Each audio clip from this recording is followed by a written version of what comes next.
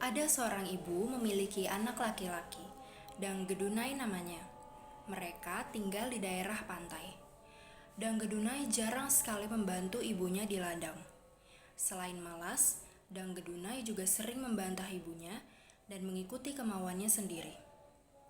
Suatu hari, Dangdedunai sedang menangkap ikan bersama teman-temannya. Tiba-tiba ia menemukan telur berukuran besar. Ia cepat-cepat lari pulang ke rumah untuk menunjukkan telur itu kepada ibunya. Lihat ibu, aku menemukan telur berukuran besar seperti bola. Asyik, aku akan merebusnya dan memakan telur itu. Seru Dangdedunai kegirangan. Jangan, cegah ibunya. Bisa saja itu telur ular naga. Namun Dangdedunai tetap memakan telur itu. Tiba-tiba datanglah ibu naga. Lalu datanglah ibu naga. Engkau telah memakan telurku, maka engkau akan menggantikan telur itu dan menjadi anakku. Dangdedunai berubah menjadi seekor ular naga besar dan tinggal di laut. Si ibu Dangdedunai berlari menuju pantai. Si ibu berteriak, menangis histeris. Ia melihat seekor naga berukuran besar di permukaan laut. Tingginya hampir setinggi pohon kelapa. Dangdedunai tampak bersedih dan meneteskan air mata. Naga itu merupakan naga penjelmaan dari Dangdedunai. Ada seorang anak laki-laki melintasi halaman rumahnya. Rizky namanya. Dengan wajah kegirangan, anak kelas 1 SMP itu memperhatikan piala yang digenggamnya. Ia sepertinya sudah tidak sabar menunjukkan piala dari hobi sepak bolanya yang membuahkan hasil. Ibu, Rizky pulang, teriak Rizky kegirangan.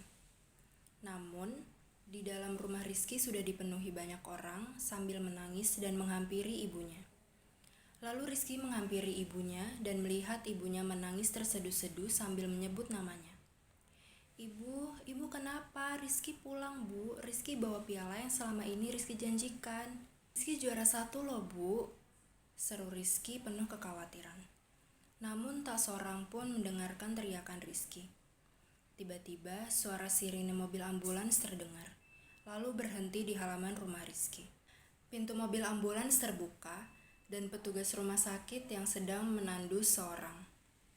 Seorang tersebut dibaringkan di meja ruang tamu. Lalu Rizky menghampiri seseorang yang dibaringkan di atas meja ruang tamu. Jadi Rizky udah meninggal, Bu. Rizky mulai cemas.